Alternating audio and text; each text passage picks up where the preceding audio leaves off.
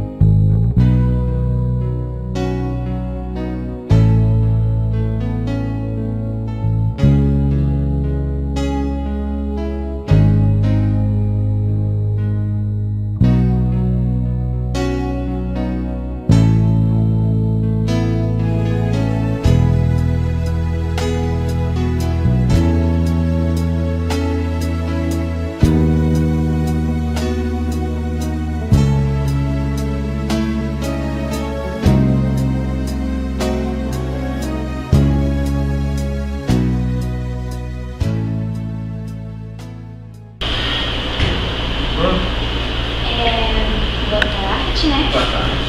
Eu gostaria de saber como é feito o processo de tratamento de água aqui no museu. Boa tarde, pessoal. Meu nome é Márcio, eu sou técnico da Copasa, eu trabalho na Copasa desde 2000.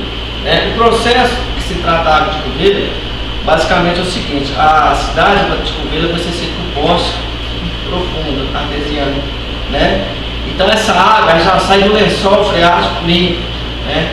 Então o processo que se trata da água de Covelha basicamente é o que? É o cloro e o flúor. O cloro é para a gente eliminar os micro-organismos, né? E o flúor é utilizado para a prevenção de cárie dos dentes. Né? Então o processo que se trata da água de Covelha é esse, né? É o processo de cloração e de cloretação. E a média do consumo de água por dia? A cidade de Covelha ela tem um consumo diário de 15 mil metros cúbicos dia. Ou seja, é distribuído na cidade de Covelha esse volume aproximado. Né? E o que vocês podem estar fazendo assim, para melhorar a qualidade da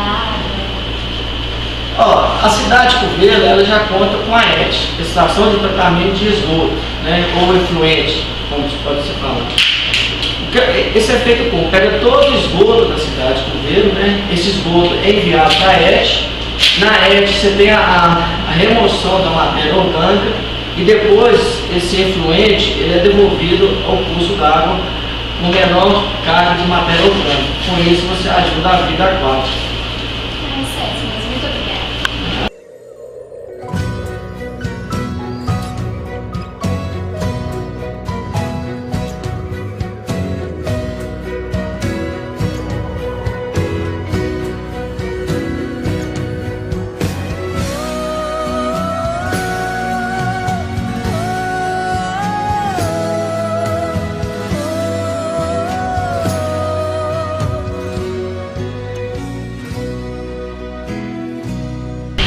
Preserve a água.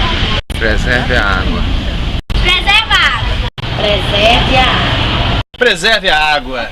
Preserve a água. Sim. Preserve a água.